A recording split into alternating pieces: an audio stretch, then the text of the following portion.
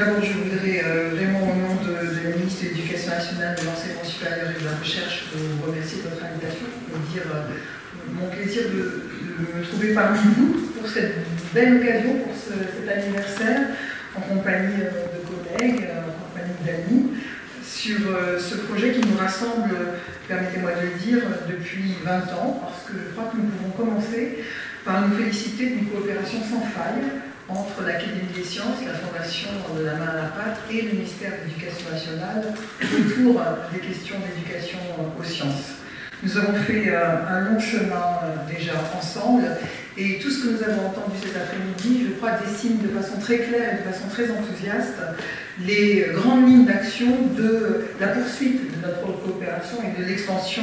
de ce que nous souhaitons faire ensemble. Et les premiers mots que je voudrais dire au nom de la ministre, c'est d'abord de vous assurer de notre complet soutien, de notre volonté de continuer à marcher ensemble dans cette même direction. Alors, à un moment donné, je me suis dit que j'allais modifier un peu mon exposé et après les questions de souffrance des élèves et des enseignants, j'allais vous parler de la grande souffrance de la direction générale de l'enseignement à mener les réformes. Je me demandais, je ne suis pas sûre finalement que c'était totalement le sujet, mais quelque part,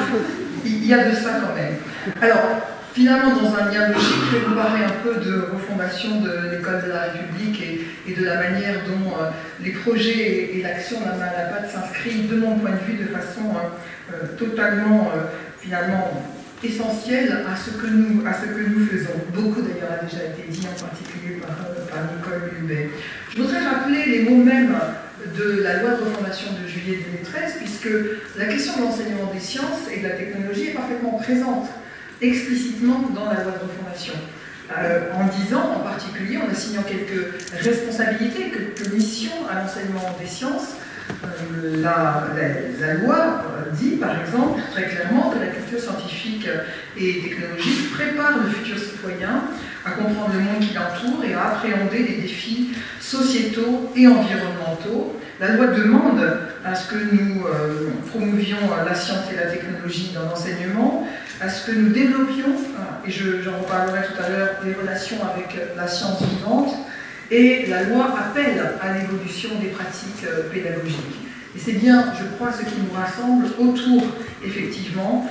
de l'enseignement des sciences. Et la loi, dans son rapport annexé, indique très clairement, alors elle ne parle pas de joie, mais elle parle de plaisir, elle parle du plaisir d'apprendre et de pratiquer. Et de ce point de vue-là, l'association de ces deux mots dit bien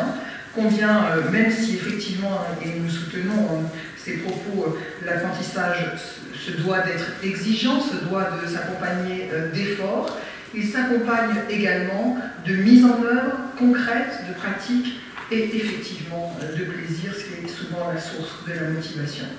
Alors, les grands objectifs et les actions concrètes de la main à la pâte, je voudrais dire, nous semblent tout à fait inspirantes et en phase avec ce que nous souhaitons développer dans les grandes réformes que nous menons.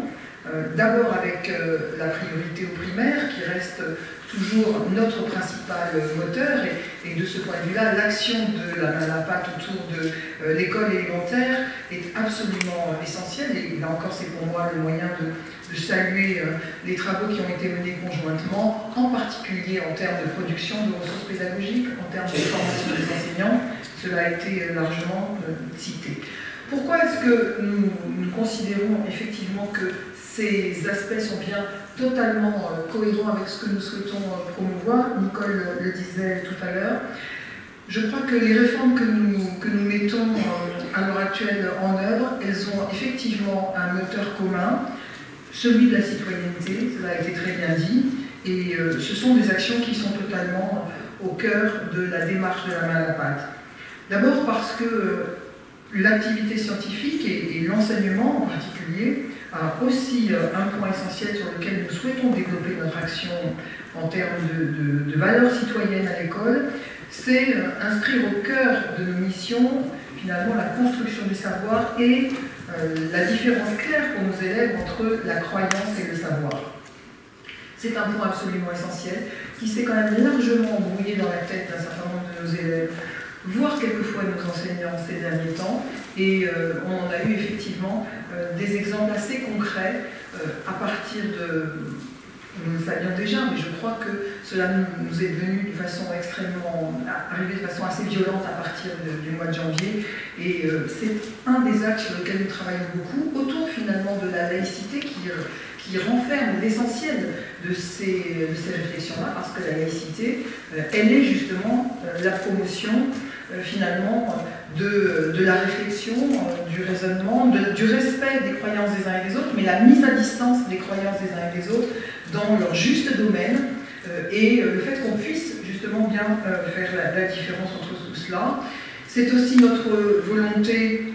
de promouvoir les débats respectueux, les débats citoyens, les débats argumentés entre les élèves. Le travail collectif, et là encore Yves Quéré a très bien remis au centre du débat ces éléments qui sont essentiels. Et puis, effectivement,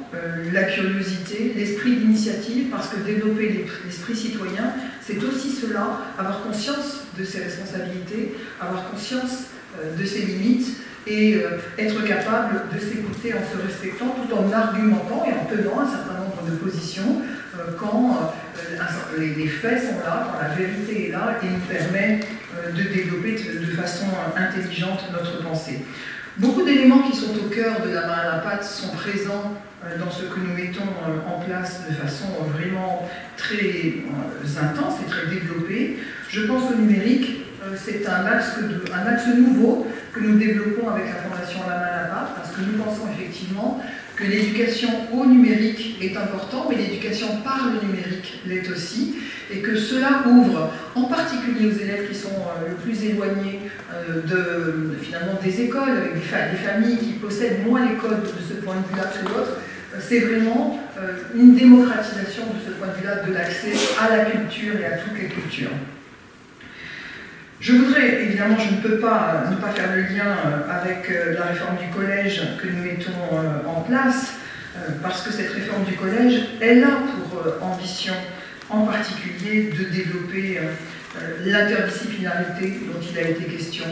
finalement, cette attention aux frontières entre des disciplines qui, pour importantes qu'elles soient, ne doivent pas découler de façon aussi simple et aussi caricaturale du monde universitaire vers le monde de l'école élémentaire ou du collège.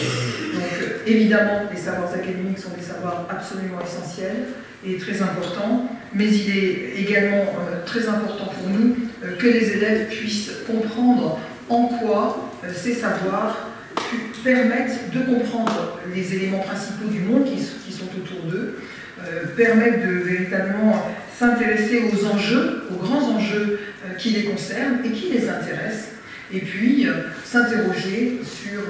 finalement le sens de ce qu'ils observent, y compris des faits de la vie quotidienne qu'ils ont l'habitude de rencontrer. C'est le sens de des démarches de projet que nous souhaitons véritablement développer pour engager les élèves dans les apprentissages, dans des allers-retours extrêmement importants entre finalement les idées, la façon dont les élèves interagissent entre eux, parce que nous croyons aussi beaucoup que l'apprentissage entre les pairs est important, et puis le savoir institué, le savoir qu'on peut trouver dans les livres, que l'on peut trouver dans beaucoup d'autres sources, le savoir qui a été vérifié, le savoir scientifique. Ce sont ces allers-retours entre ce que les élèves découvrent par eux-mêmes, ce qu'ils pensent, et le savoir institué qui permet de se forger finalement une vision du monde plus rationnelle, plus équilibrée et partagée. C'est également toute notre attention à la formation des enseignants. Rappeler combien la reconstruction de la formation des enseignants est au cœur du projet de l'école que nous menons.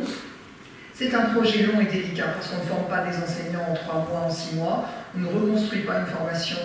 rapidement. Cela demande non seulement de reconstruire une formation, mais de reconstruire des viviers de formateurs. C'est le point à l'heure actuelle, je le dis, sur lequel nous avons plus de difficultés, pour lequel je crois nous avons véritablement besoin de la main tendue de l'Académie des sciences, qui, par sa présence, son soutien sur le terrain, je crois, permet véritablement de renforcer les compétences de nos formateurs, de susciter également de nouvelles vocations et de disséminer de ce point de vue-là l'esprit de recherche, l'esprit de formation qui est absolument essentiel.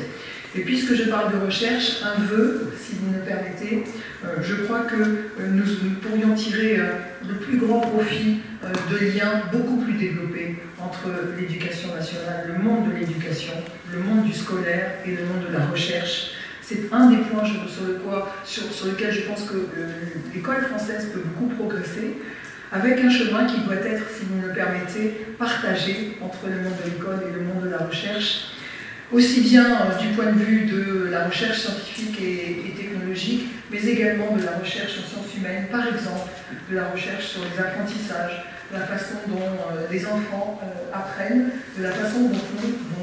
nous pourrons mieux les enseigner. Et cela, je crois que nous avons besoin du monde savant que vous représentez pour que nous puissions progresser dans ce domaine. Voilà, je vais conclure en disant encore combien ce chemin, depuis 20 ans, a été un chemin riche où les mondes, justement, de la haute science et les mondes de l'école ont appris à mieux se connaître et à se rencontrer. Et je souhaite donc longue vie à Madame la